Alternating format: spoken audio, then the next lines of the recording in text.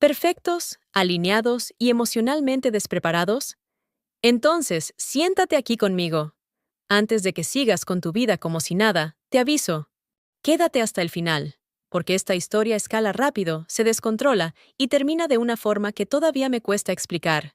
Y cuando termines, vuelve aquí y comenta, porque necesito saber si estoy loca o si tú también habrías reaccionado igual.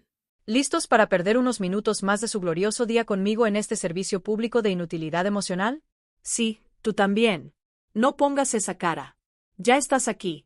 Acepta tu destino. Bienvenidos, mis amigos. Mis curiosos profesionales del drama ajeno. Pónganse cómodos, ajusten el volumen y relájense, porque lo que voy a contar no es una historia inspiradora ni un ejemplo de madurez emocional. Es una novela mexicana de la vida real, con exceso de drama, decisiones cuestionables y personajes que deberían estar en terapia, empezando por mí. Y ahora sí, lo digo claro y sin anestesia. Ahora respira profundo y quédate hasta el final, porque si crees que ya viste exagero, mis adorables soportes emocionales humanos, todavía no conoces a mi familia. Y si en algún momento piensas esto me suena demasiado familiar, guarda ese pensamiento, luego hablamos. Mi nombre es Valentina. Con V de vas a vivir esto conmigo. Y no soy dramática. Solo soy observadora, tengo memoria selectiva y una intolerancia crónica a las sonrisas falsas y a los hombres que creen que el carisma reemplaza la honestidad. Todo empezó, como no, un domingo. Porque si algo incómodo va a suceder en una familia, siempre elige un domingo. Mi madre nos llamó a todos a almorzar. Su voz sonaba dulce. Demasiado dulce. Esa dulzura sospechosa que suele venir con anuncios importantes y consecuencias largas. Tengo una noticia, dijo, sonriendo como si acabara de descubrir el amor por primera vez. En ese instante, algo dentro de mí se tensó. El estómago, el pecho, la intuición. Esa alarma interna que no grita, pero insiste. Yo ya sabía que esa noticia no venía sola. Ella respiró hondo, nos miró uno por uno y soltó la bomba. Estoy comprometida. Silencio. No un silencio tranquilo. No. Un silencio pesado, denso, de esos que caen sobre la mesa y hacen que hasta los cubiertos se sientan incómodos.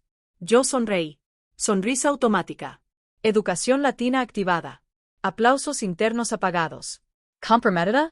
Pregunté. ¿Así, sin advertencia previa? Mi madre asintió, emocionada. Se llama Carlos, dijo. Ya lo conocen más o menos. Ahí fue cuando lo vi entrar. Carlos. Camisa perfectamente planchada. Sonrisa blanca en exceso. Cabello acomodado con una precisión que solo tienen los hombres que pasan demasiado tiempo frente al espejo practicando encanto.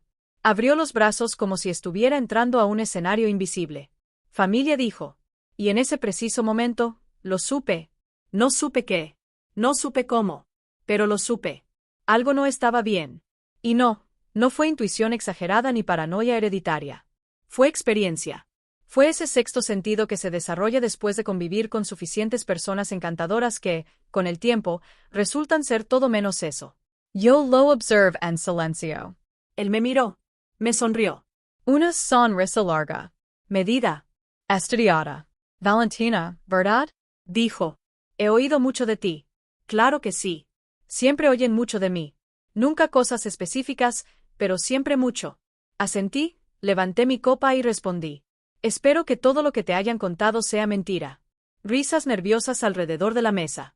Mi madre me lanzó una mirada de advertencia. Carlos rió también, pero no con los ojos. Eso fue lo primero que anoté mentalmente.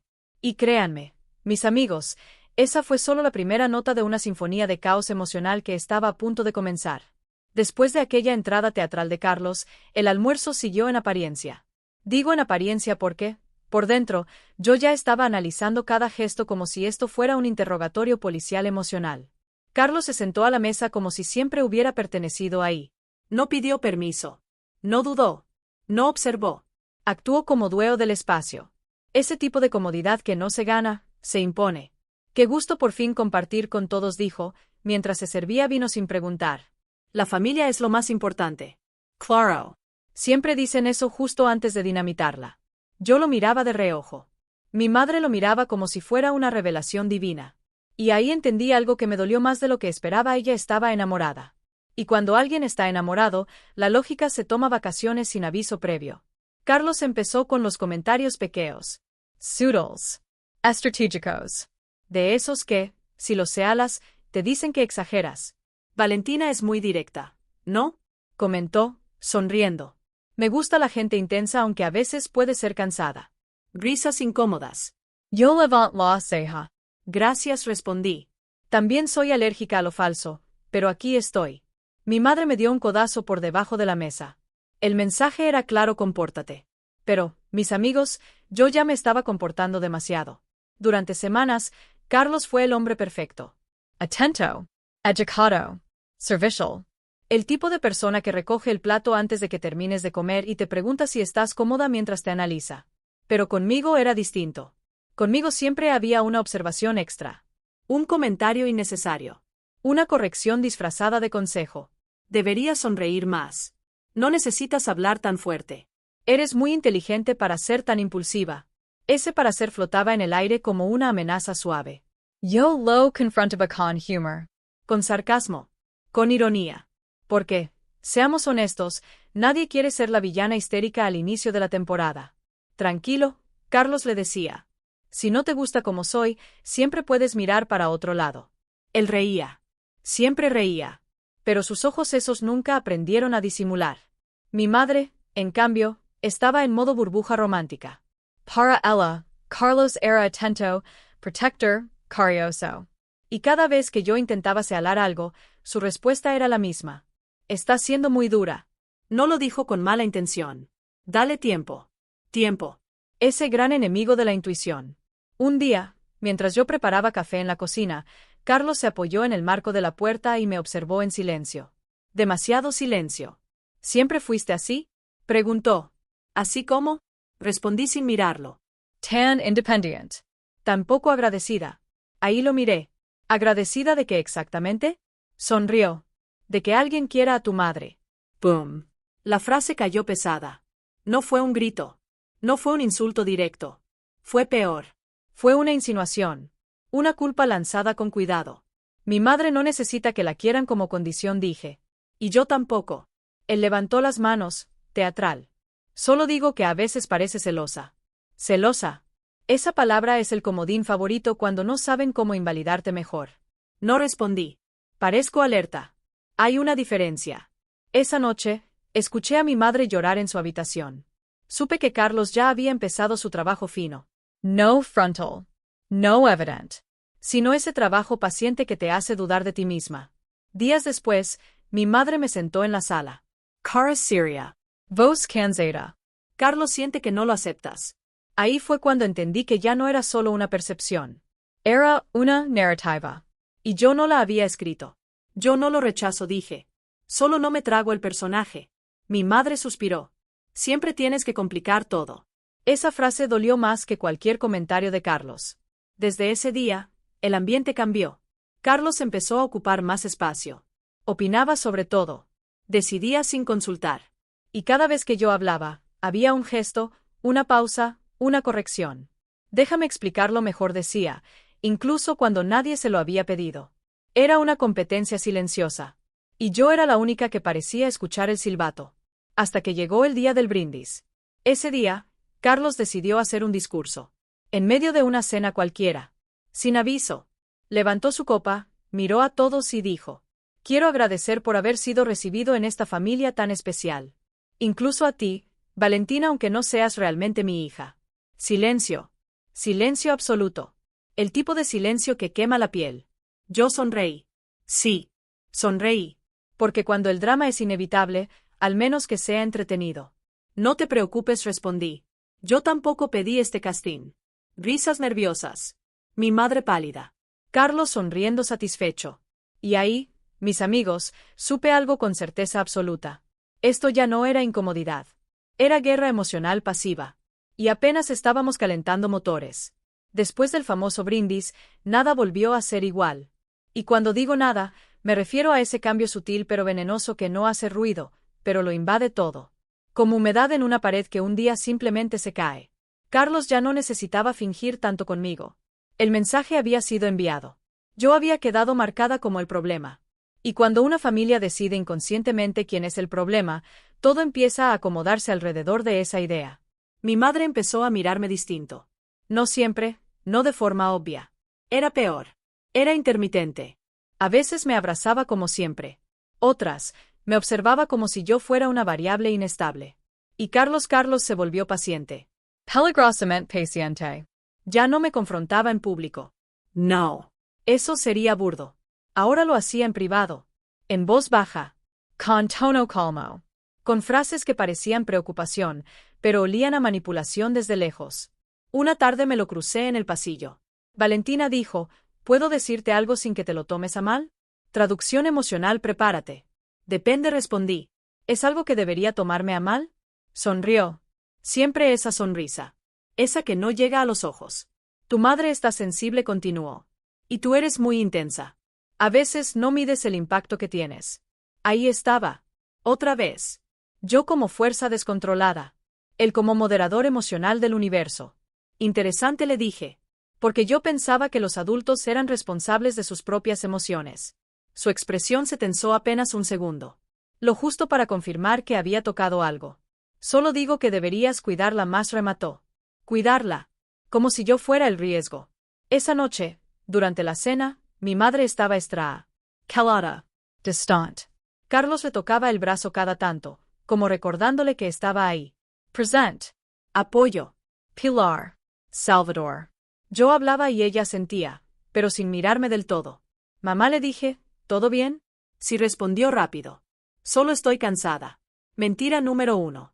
Más tarde, cuando Carlos salió a hacer una llamada, mi madre me miró fijo. ¿Tienes algún problema con él? Preguntó. La pregunta cayó pesada. No era curiosidad. Era acusación preventiva. Tengo observaciones, respondí. No problemas. Él dice que tú lo tratas mal.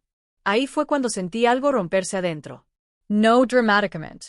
No con lágrimas. Con esa fractura silenciosa que te cambia la postura para siempre. ¿Y tú qué crees? Pregunté. Mi madre dudó. Dudó. Ese segundo de duda fue peor que un grito. Creo, empezó, que a veces exageras. Listo. Ahí estaba. Oficializado. Yo ya no era hija. Era versión alternativa de los hechos. Intenté explicarle. Todo. Desde el principio. Los comentarios. Las miradas. Las frases calculadas. La sensación constante de estar siendo medida. Ella escuchó. En silencio. Con cara cansada. Tal vez estás proyectando, dijo al final. Has pasado por mucho. Traducción, no te creo. Esa noche no dormí. Me quedé mirando el techo, repasando cada escena, cada palabra, preguntándome en qué momento había perdido el control del relato de mi propia vida. Al día siguiente, Carlos estaba particularmente amable. Demasiado. ¿Dormiste bien? Me preguntó. Te vías odorosa. Duermo perfecto cuando nadie me analiza, respondí. Rió. Eres muy susceptible. Susceptible. Otra palabra comodín. Ese mismo día, escuché algo que no debía. Pasaba por el pasillo cuando oí sus voces en la cocina. No estaban discutiendo. Estaban conspirando suavemente. Me preocupa Valentina, decía Carlos. No la veo bien. A veces parece celosa. A veces agresiva. No quiero que esto nos afecte. Ella es así, respondió mi madre. Siempre fue intensa. Siempre. La frase cayó como sentencia. Me alejé sin hacer ruido. Me metí en mi habitación y cerré la puerta. No lloré. No grité. Me quedé sentada en la cama, mirando mis manos, entendiendo algo con claridad brutal. Carlos ya no necesitaba atacarme directamente. Yo ya estaba aislada. Días después, me llamó a hablar. Privado. Formal. Como si fuera una reunión laboral. Valentina dijo, esto no puede seguir así. Coincido, respondí. Nunca debió empezar. Suspiró, como quien carga una cruz. Tu actitud está afectando a tu madre. Y, sinceramente, a mí. ¡Qué tragedia!, dije. 2 adultos afectados por mi existencia. No le gustó. Si sigues así, continuó, vas a obligarla a elegir. Elegir. Esa palabra fue el golpe final. Eso no te corresponde, le dije. Todo me corresponde si la amo, respondió sin dudar. Ahí lo vi claro. No era torpeza. No era incomodidad. No era un malentendido. Era control. Y mi madre estaba justo en el medio. Y yo ya estaba afuera. Esa noche tomé una decisión. No impulsiva. No dramática. Silenciosa. Empecé a empacar. Porque hay batallas que no se ganan quedándose. Y hay historias que solo se sobreviven saliendo. Empacar es una experiencia extra cuando todavía no te has ido del todo. Cada objeto parece preguntarte si estás segura. Cada prenda trae recuerdos inútiles. Cada cajón abierto es una discusión interna. Yo no estaba huyendo. Me repetía eso como un mantra. No estaba huyendo. Estaba eligiéndome. Pero incluso las decisiones correctas duelen cuando nadie más las valida. Mi madre notó las maletas esa misma tarde.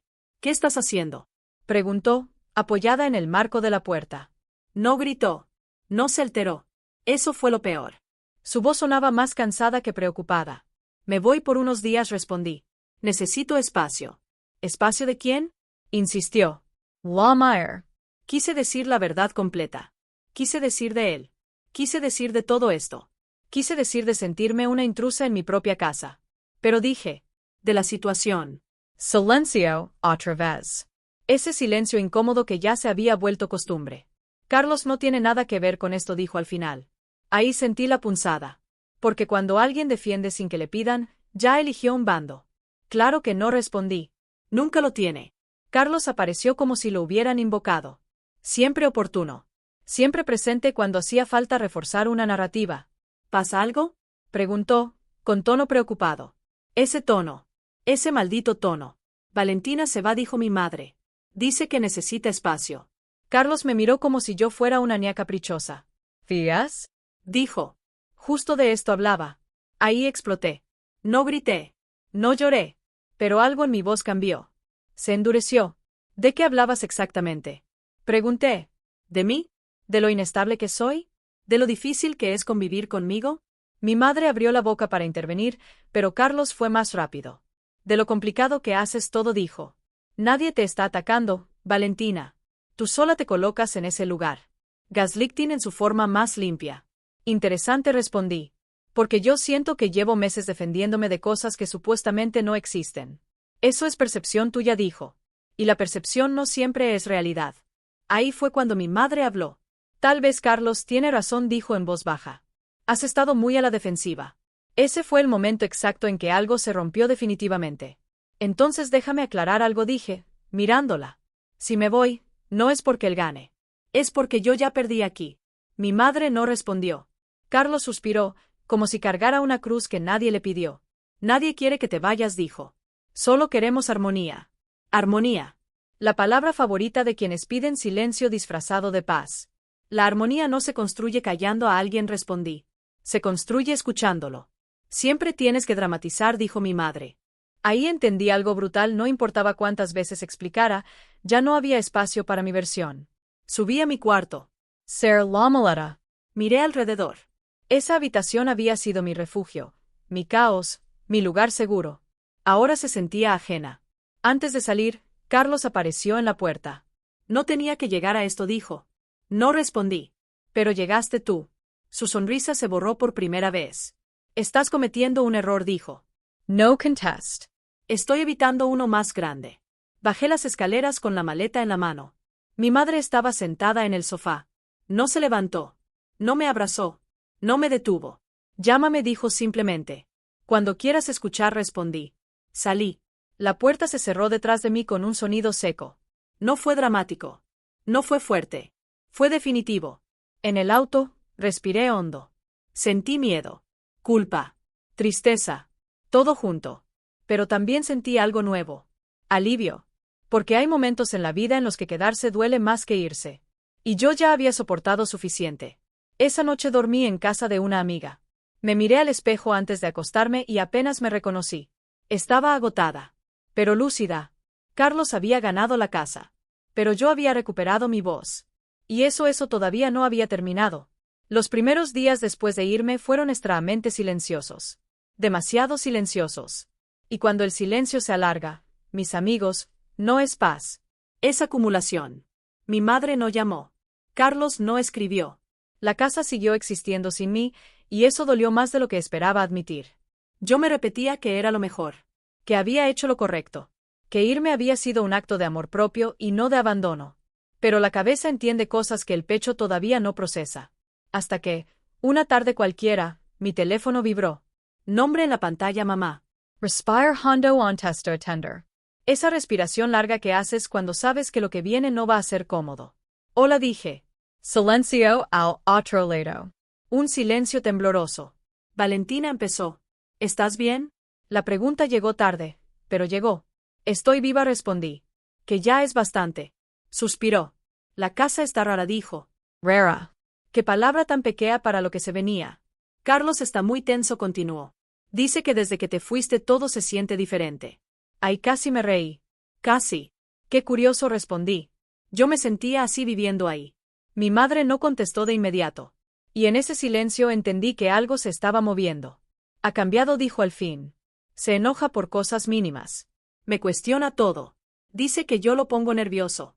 ¡Pum! La máscara empezaba a resquebrajarse. ¿Y eso te sorprende? Pregunté, con cuidado. No admitió. Me preocupa.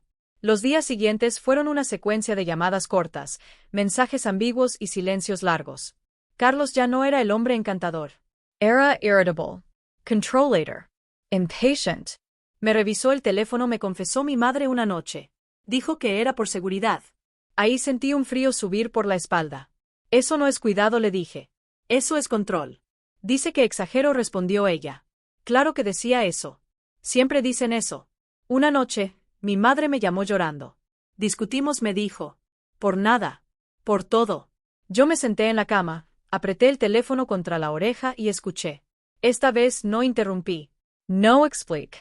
No advertí. Solo escuché. Me dijo que desde que te fuiste estoy distante, continuó. Que tú me llenas la cabeza. Ahí fue cuando sentí una mezcla peligrosa de rabia y alivio. Rabia por la manipulación. Alivio porque, finalmente, ella empezaba a ver. Mamá, le dije, nadie llena la cabeza de alguien que piensa. Silencio. Luego un suspiro largo. Creo que me equivoqué, dijo. Esa frase pesó toneladas. No celebra. No dije te lo dije. No hice nada de eso. Porque cuando alguien despierta, no necesita juicio. Necesita suelo firme. No eres la primera, respondí. Ni serás la última. Pasaron semanas. Carlos empezó a mostrarse como siempre fue, pero sin público. Y sin mí como distracción. Ya no tenía a quien señalar como problema. Así que el problema se volvió visible. Hasta que llegó el mensaje. Un mensaje directo. Frío. Sin rodeos. De Carlos. Necesitamos hablar. Me reí. Sí. Me reí sola en mi cuarto. No murmur. No necesitábamos hablar. Él necesitaba recuperar control. No respondí. Minutos después, otro mensaje. Estás manipulando a tu madre. Ahí sí respondí. Yo ya no vivo ahí. Lo que pasa ahora no es mi responsabilidad. No hubo respuesta inmediata. Pero hubo consecuencias. Mi madre me llamó esa misma noche. Le dije que se fuera, dijo, con la voz temblorosa. El aire se me quedó atorado en el pecho. ¿Qué? Pregunté. Se fue, repitió. No quiso aceptar límites. Me dijo cosas horribles. Ser los ojos. Ahí estaba. El final del acto. El derrumbe del personaje. Lo siento, dijo, por no haberte escuchado antes. Y ahí, mis amigos, fue cuando entendí algo poderoso y doloroso a la vez. A veces no te creen hasta que el monstruo ya no tiene a quien culpar. Mi madre no volvió a ser la misma. Yo tampoco. Pero algo había cambiado entre nosotras. Había verdad. Y esa verdad todavía tenía consecuencias. Volver a verla fue más difícil de lo que imaginé. No hubo música dramática de fondo ni cámara lenta.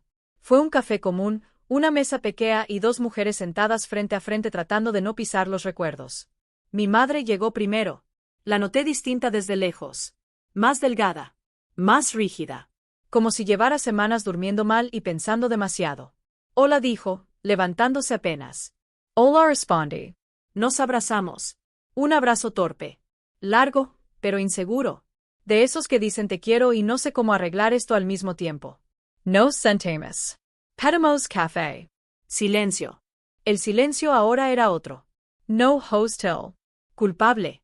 Gracias por venir, dijo al fin. Gracias por decirme la verdad, respondí. Asintió. Miró su taza como si ahí estuvieran todas las respuestas. Cuando se fue empezó, todo se volvió pesado. Cada cosa era una discusión. Cada opinión, un problema. Yo escuché. No interrumpí. No corregí. Era su proceso. Me decía que yo lo provocaba, continuó. Que si se enojaba era porque yo no sabía manejarte a ti o a mí misma. Ahí estaba. El patrón completo. El mismo discurso, solo con otro destinatario. Eso no es amor, dije con calma. Es control con maquillaje. Suspiró. Lo sé ahora, respondió. Pero me costó verlo. Nos miremos. Y por primera vez en meses, no sentí distancia. Sentí cansancio compartido. Quería que estuvieras orgullosa de mí, dijo de pronto. La frase me tomó desprevenida. ¿Orgullosa de qué? Pregunté. De haber elegido bien, respondió. De haber sido feliz. Ahí entendí algo que nunca había considerado del todo. Ella no había elegido a Carlos contra mí. Había elegido una versión de sí misma que quería creer posible. No necesitas demostrarme nada, le dije. Solo necesitabas escucharme. Asintió. Sus ojos se llenaron de lágrimas, pero no lloró. Mi madre nunca llora cuando debería. Lo siento, dijo. Por ponerte en ese lugar. Poor daughter de ti. No respondí de inmediato. Porque el perdón no siempre llega rápido. A veces llega despacio, caminando con muletas. Gracias por decirlo, respondí al fin. Eso importa. Hablamos durante horas. De todo. De nada. De lo que pasó y de lo que no supimos ver. No fue una reconciliación perfecta. Fue real. Y eso ya era mucho. Cuando nos despedimos, sentí algo cerrar, pero no del todo. Esa misma noche, recibí otro mensaje. De Carlos. Sí. Carlos. Quiero pedirte perdón. Me quedé mirando la pantalla como si fuera una broma de mal gusto. No respondí. Minutos después, otro mensaje. No quise hacerte daño. Ahí me reí. No con humor. Con incredulidad. El tercer mensaje llegó más tarde. Tu madre te llenó la cabeza contra mí. Cerré el teléfono. Y en ese gesto entendí algo fundamental. Hay personas que jamás piden perdón, solo buscan reescribir la historia una última vez. No volví a contestar. Al día siguiente, mi madre me llamó. Me escribió, dijo. Dice que te extraña. Eso no es mi problema, respondí. Lo sé, dijo. Solo quería ser honesta. Y por primera vez, la honestidad no dolió. Colgué y me quedé sentada, pensando en todo lo que había pasado. En cómo el amor puede confundirse con miedo. En cómo el silencio puede volverse cómplice. En cómo a veces salir es la única forma de salvarte. Yo no recuperé mi cuarto. No recuperé la rutina. No recuperé la versión de mi madre de antes. Pero recuperé algo más importante. Mi intuición. Y esa no pienso volver a ignorarla. El tiempo pasó. No rápido. No fácil. Pasó como pasan las cosas que te reordenan por dentro. Mi madre y yo no volvimos a ser las mismas. Y eso está bien. Porque lo que se rompe y se repara nunca vuelve a su forma original. Se transforma. Se adapta. Aprende. Volví a la casa semanas después, solo para recoger lo último que quedaba mío. Carlos ya no estaba. Pero su presencia sí. Se sentía en el aire. En los silencios. En las decisiones que ahora se pensaban dos veces. Mi madre me acompañó en silencio mientras yo guardaba mis cosas. Gracias por volver, dijo. Gracias por dejarme ir, respondí. Nos miremos. No hubo reproches. No hubo discursos. Solo un acuerdo tácito. Algunas lecciones llegan tarde, pero llegan. Antes de irme, me detuve en la puerta. Esa misma puerta que había cerrado con la maleta temblándome en la mano. Mamá, dije, si alguna vez vuelvo a sentir que no encajo aquí, te lo voy a decir. Asintió. Y yo te voy a escuchar, respondió. Eso fue todo. Y fue suficiente. No volví a saber de Carlos. Ni quiero. Aprendí que no todas las historias necesitan epílogo con reconciliación. Algunas solo necesitan distancia. Hoy, cuando pienso en todo, no siento rabia. Siento claridad. Entendí que hay personas que no buscan amor, buscan control. Que hay silencios que protegen y otros que traicionan. Y que irse no siempre es perder. A veces es la única forma de ganar. Si estás escuchando esto y algo te resonó, déjame decirte algo importante: no estás exagerando. No estás imaginando cosas. Y no eres difícil por poner límites. A veces, el problema no eres tú. A veces, solo fuiste la única persona que se atrevió a ver lo que nadie más quería mirar. Y ahora te pregunto a ti, ¿por qué esta historia no termina sin tu voz? ¿Tú te habrías quedado? ¿Habrías callado para mantener la paz? ¿O habrías hecho lo mismo que yo, aunque doliera? Respira profundo y dime en los comentarios qué habrías hecho tú. Quiero leerte. Quiero saber tu versión. Y si esta historia te removió algo, compártela con alguien que necesite escucharla. Porque a veces, escuchar la historia de otro es justo lo que nos da permiso para salvarnos a tiempo.